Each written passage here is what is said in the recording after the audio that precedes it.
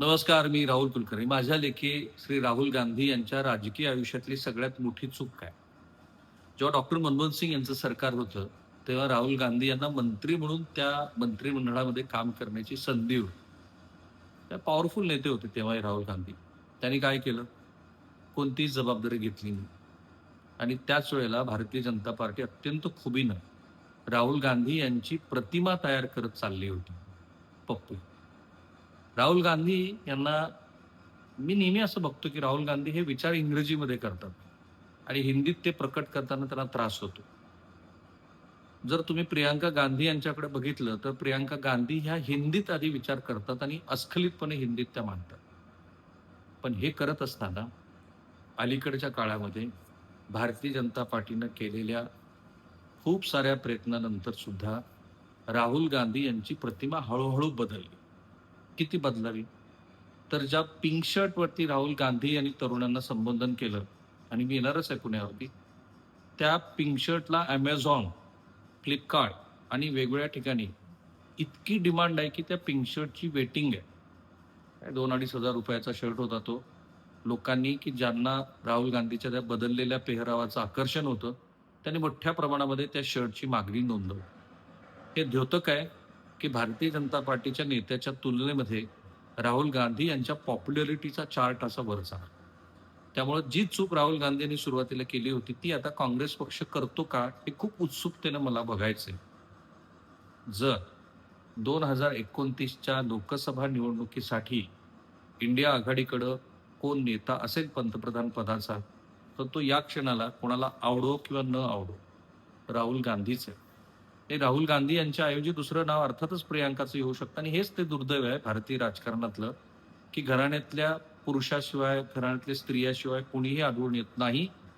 पण आत्ताची जी काही काँग्रेस अंतर्गत मर्यादा आहे, त्या मर्यादेला लक्षात घेऊन माझ्या मते आता ती वेळ आलेली आहे, की राहुल गांधी यांना पंतप्रधान पदाचा उमेदवार घोषित करणं.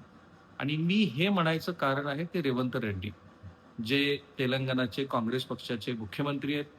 त्यांनी काल झालेल्या राष्ट्रीय कार्यकारिणीच्या बैठकीमध्ये आता राहुल गांधी यांना पंतप्रधान पदाचा उमेदवार घोषित करावा असं म्हटलं. आपण बोलतोय ते पुण्यामध्ये राहुल गांधी जे तरुण विद्यार्थ्यांशी म्हणजे तरुण मुलींशी जो संवाद साधणार आहे त्याच्याबद्दल.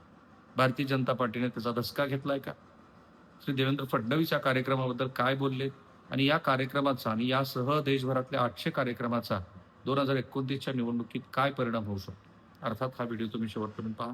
चॅनल सबस्क्राईब करा, बेल आयकॉन दाबा. राहुल गांधी हे विद्यार्थ्यांशी संवाद साधतायत आणि CJPनं नीट पेपर फुटीच्या प्रकरणाला हात घालण्याच्या आधी माझ्या मते जेवढं काँग्रेस पक्षानं नीट परीक्षेच्या संदर्भात काम केलं, जसं आम्ही नीट पेपर फुटीवरती प्रचंड काम केलं, ते काम ही विद्यार्थी आंदोलनाच्या चळवळीची पायाभरणी आहे.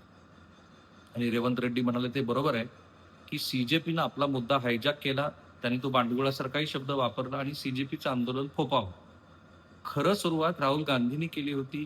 ते कोट्यामध्ये गेले, ते जयपूरला गेले, त्यांनी विद्यार्थ्यांशी संवाद साधला. फक्त एकच अडचण झाली, मध्ये त्यांनी ब्रेक घेतला आणि ते परदेशात निघून गेले. जर त्याच्यामध्ये कंटिन्युटी राहिली असती तर कदाचित CJP एवढंच राहुल गांधी यांच्या त्या विद्यार्थ्यांच्या संवाद साधण्याचं महत्व हे सत्ताधाऱ्यांनाही लक्षात आलं असतं आणि माध्यमांनीही जे अचूक त्याची नोंद घेत आहेत त्यांनी ते बघितलं असतं.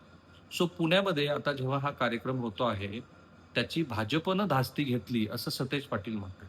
कारण मुख्यमंत्री देवेंद्र फडणवीस म्हणाले की या कार्यक्रमासाठी काँग्रेस पक्षाच्या कार्यकर्त्यांच्या किंवा नेत्याच्या संस्थेतलेच विद्यार्थी येतील. ही नेहमीची पद्धती आहे. म्हणजे आता भाजपची मंडळी असं करत नाहीत. कारण जेव्हा विद्यार्थ्यांशी संवाद साधायचा असतो त्यावेळेला निवडक विद्यार्थी बोलावणं किंवा त्यांच्यासमोर आपलं म्हणणं मांडणं ही आता नित्याची बाब आहे. आणि म्हणून देवेंद्र फडणवीस यांनी जो खोचकपणे मुद्दा मांडला की आता ह्या कार्यक्रमासाठी काँग्रेस पक्षाच्या पुण्यातल्याच कार्यक्रमातल्या विद्यार्थी कॉलेजेसमधल्या विद्यार्थ्यांना बोलवलं जाईल, त्याच्यावरती सतेज पाटील यांनी उत्तर दिलं. ते असं म्हणाले की देश पातळीवरती या कार्यक्रमाची नोंदणी झाली आहे आणि देश पातळीवरती विद्यार्थी या कार्यक्रमात सहभागी होतील जे शक्य आहे. कारण आता झूम, मीट वगैरे तत्सम सगळी किंवा स्काईप याच्या माध्यमातून अशा पद्धतीने विद्यार्थ्यांना कनेक्ट करणं शक्य. माझा मुद्दा मोठा आहे जो रेवंत रेड्डी यांनी मांडला आणि जो पुण्यातल्या काही काँग्रेसच्या कार्यकर्त्यांनी मांडला की पुणे शहरात जी होर्डिंग्ज लागली आहेत त्याच्यात पंतप्रधान पदाचे उमेदवार राहुल गांधी अशी ती मांडणी आहे. माझ्या मते ती वेळ येऊन ठेपली आहे. 2029ला मी जी चूक काँग्रेस पक्षानं मागच्या वेळेला केली होती, कारण तोपर्यंत मला नाही वाटत की काँग्रेस पक्षामध्ये तेवढा आत्मविश्वास होता आणि इंडिया आघाडीमध्ये सुद्धा नेते त्यांना स्वीकारतील असं वाटत होतं. या क्षणाला इंडिया आघाडी इतकी कमजोर झाली. समजा अखिलेश यादव हे 2029च्या लोकसभा निवडणुकीच्या आधी एका मोठ्या परीक्षेला सामोरे जात आहेत. ती आहे उत्तर प्रदेशमधली विधानसभेची निवडणूक. तिथे काय होतं त्याच्यावर बरंचसं अवलंबून आहे.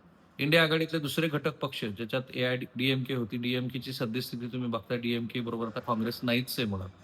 इतर जे प्रादेशिक पक्ष आहेत त्याच्यामध्ये तृणमूल काँग्रेस होती की जी कदाचित राहुल गांधी यांना विरोध करू शकली नाही आहेत राहुल गांधी. तृणमूल काँग्रेसचा तेवढा आवाजच नाही आता इथे. काँग्रेस अंतर्गत सुद्धा शशी थरूर वगैरे सारख्या नेत्यांनी जवळपास आपल्या तलवारी म्यानच केलेलं आहे. आणि मूळ मुद्दा असा आहे की राहुल गांधी यांच्या त्या परिधान केलेल्या शर्ट्सला जर इतक्या मोठ्या प्रमाणामध्ये मागणी येतेय, राहुल गांधींच्या सोशल मीडियातल्या प्रेझेन्सला लोक आता आवडीनं पाहतायत किंवा त्यांची ती पप्पू असलेली इमेज मागे सरून राहुल गांधींच्या अर्थविषयक धोरणांना, राहुल गांधींच्या विदेश नीतीतल्या धोरणांना लोक प्रतिसाद देतात. याचा अर्थ असा आहे की ती एकास एक लढत व्हायला आता अनुकूल अशी भूमी तयार झाली. त्या भूमीमध्ये राहुल गांधी यांना काय करावं लागेल, तर पंतप्रधान नरेंद्र मोदी यांच्याप्रमाणे देशातल्या सगळ्या राज्यातली जी स्थानिक अस्मिता आहे ती ओळखावी लागेल. म्हणजे तुम्ही महाराष्ट्रामध्ये येऊन सावरकरांचा मुद्दा काढत राहिला तो सेल्फ गोल ठरेल. माझ्या मते वंदे मातरमवरती पण काँग्रेसनं आत्ता इतक्यात भूमिका घेण्याची काहीही गरज नव्हती. पण ठीक आहे, त्यांना असं वाटतं की अल्पसंख्याक मतदार जो बाबरी मशीद पडल्यापासून काँग्रेसपासून दुरावलाय तो पुन्हा आपल्याकडे यायचा असेल तर हाच आणि हीच ती वेळ आहे. आठवून बघा, लोकसभा निवडणुकीमध्ये जी भूमिका उद्धव ठाकरे यांनी कठोरपणे मांडली, त्यामुळे आश्चर्यकारकपणे जिथे मुस्लिम मतदार आहेत त्या ठिकाणी सुद्धा उद्धव ठाकरे यांच्या उमेदवाराला चांगला विजय मिळाला. सो स्ट्रॅटर्जी म्हणून वंदे मातरमच्या माध्यमातून काँग्रेस पक्ष पुन्हा एकदा अल्पसंख्याक समुदायाला आपल्याकडे खेचण्याचा प्रयत्न करत आहे.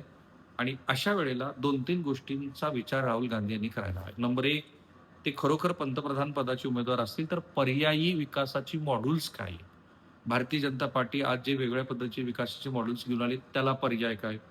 जे बहुसंख्याकवादी हिंदुत्ववादी राजकारण आहे त्याला पर्याय काय?